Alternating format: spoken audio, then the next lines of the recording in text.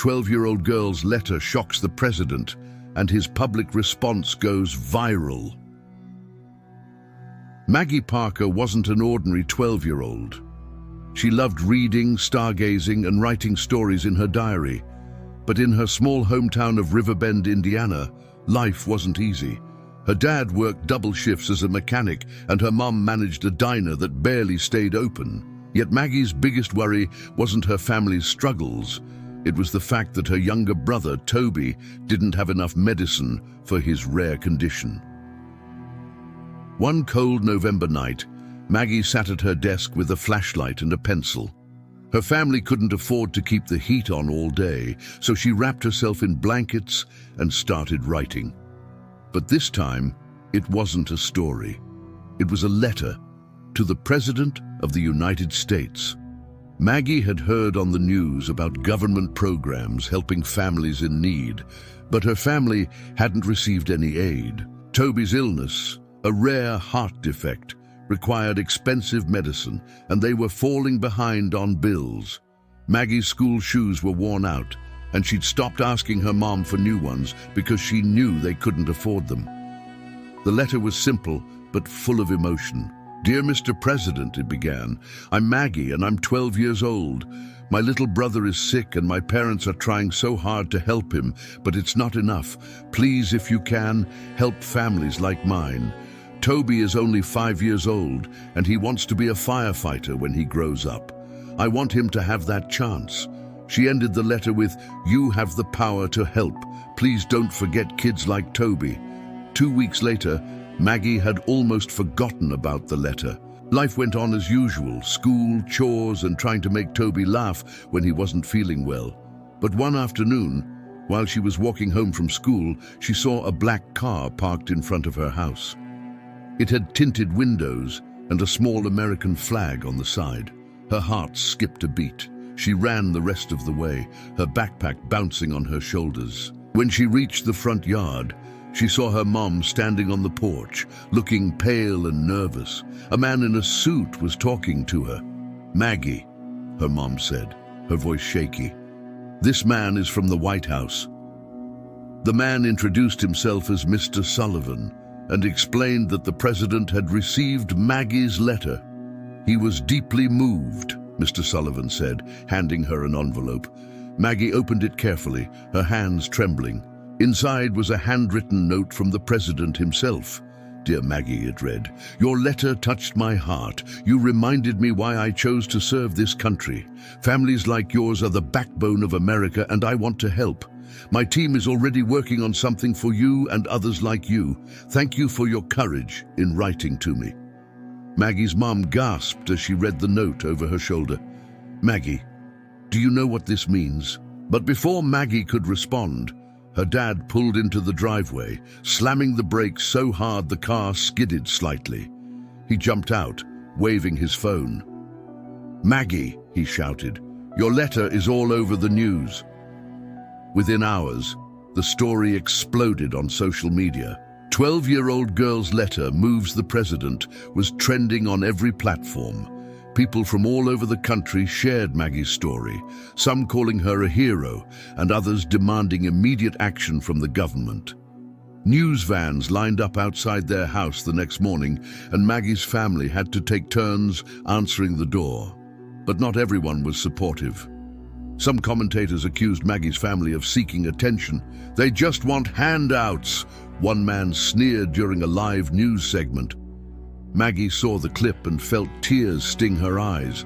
Her dad, usually calm and quiet, punched the air in frustration. "How dare they talk about my kids like that?" he roared. Maggie's mom hugged her tightly. "Don't listen to them, honey. You did the right thing. Toby's life matters, and you reminded the world of that." 2 days later, something unexpected happened. The president invited Maggie and her family to the White House for a special meeting. Maggie couldn't believe it. She had never been on an airplane, let alone visited Washington, D.C. The entire family packed into a small plane arranged by the government, and Toby's giggles as they took off made the long journey worth it. When they arrived at the White House, Maggie was awestruck. The president greeted them personally in the Oval Office, kneeling down to Toby's level and shaking his tiny hand. "So you're the future firefighter," he said with a warm smile. Toby nodded shyly, clutching Maggie's hand. During the meeting, the president made a stunning announcement. He had ordered immediate changes to healthcare policies, ensuring that children with rare conditions like Toby's would receive the medicine they needed at no cost. "This is just the beginning," he said, looking directly at Maggie. "Your bravery will help millions of families." But the moment wasn't all smooth. One of the advisors in the room, a stern-looking man in a grey suit, muttered, "This sets a dangerous precedent." Maggie's dad glared at him. "The only dangerous thing," he snapped, "is ignoring kids who need help." The president held up his hand to calm the tension. "We're here to solve problems, not create them," he said firmly. As Maggie and her family left the White House that evening, the sky was painted with streaks of orange and pink. Maggie held Toby's hand tightly, feeling a sense of hope she hadn't felt in years. But she also knew their journey wasn't over. They still had to face critics and navigate the changes ahead. When they got back home, Maggie opened her diary and wrote, "Today I learned that one voice can start something big. But now I have to make sure it keeps going." Maggie returned home to Riverbend with her family, but things were far from the quiet life they'd left behind. Reporters were camped out at every corner, neighbors stopped by to congratulate them, and Toby's health finally seemed to be improving with the new assistance. But just as things began to settle, an anonymous letter appeared in their mailbox. The envelope was plain, but the note inside was anything but. "Stay in your lane," it read in block letters. "People like you don't deserve special treatment." Maggie froze. Her hands shook as she handed the letter to her mom. Her dad crumpled it in anger, his face red. "Who could send something so hateful?" he yelled, slamming his fist on the counter. Maggie didn't know, but she could feel fear creeping in. For the first time since writing her letter to the president, she regretted it. The next day, her dad decided to install a security camera on their porch, while her mom tried to shield Maggie and Toby from the growing tension. But the whispers in town grew louder. A few families began murmuring about how the Parkers were getting too much attention and using their kids' illness for fame. One afternoon, Maggie walked into the local grocery store with her mom, only to hear someone whisper behind her back, "That's the girl who's trying to act like a hero." Maggie's mom spun around, glaring at the woman who had spoken. "She is a hero," her mom snapped, "and maybe you should try being one too." But Maggie felt humiliated. As they walked home, tears streamed down her face. "Why does everyone hate us now, Mom?" she asked quietly. Her mom wrapped an arm around her. "Sometimes doing the right thing makes people uncomfortable, but that doesn't mean you stop." Despite the negativity, Maggie wasn't ready to give up. One night, she opened her diary and wrote a new letter, not to the president, but to the people of Riverbend. In it, she poured her heart out. She talked about Toby, their struggles, and how she only wanted to help families like hers. She posted the letter on social media with the caption, "Being kind costs nothing. Please don't make it so expensive for others." The post went viral overnight. Thousands of people from across the country shared it, flooding her page with messages of support. But the real surprise came the next day, when their neighbor, Mrs. Henderson, knocked on their door with tears in her eyes. She had been one of the people criticizing Maggie's family. "I was wrong," she said, handing Maggie a jar of homemade jam. "You're braver than any adult I know." Things started to change after that. More neighbors joined in to help Maggie's family.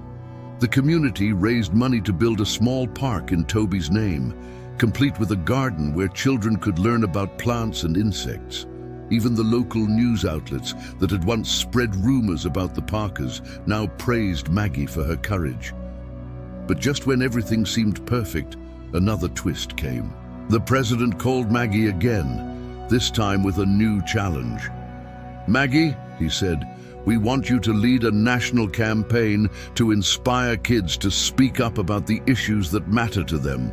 You'll be the voice of the future." Maggie was stunned. "Me?" she asked. "I'm just a kid."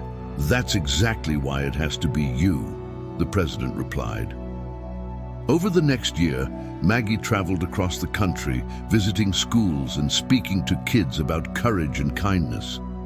She met children who had written letters of their own, some to the president, some to local leaders, and some to their own families. Her message was simple: one small voice can make a big difference. At one of her final events, Maggie stood in front of a packed auditorium. Toby, now healthier and stronger, sat in the front row, clapping louder than anyone else. Maggie smiled at him before turning to the crowd. "This isn't just my story," she said. "It's all of ours. We all have the power to change the world, no matter how small we are." Moral of the story: courage doesn't come from being fearless. It comes from acting despite your fears.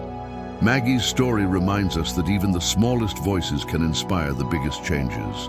And when kindness leads the way, the world becomes a better place for everyone.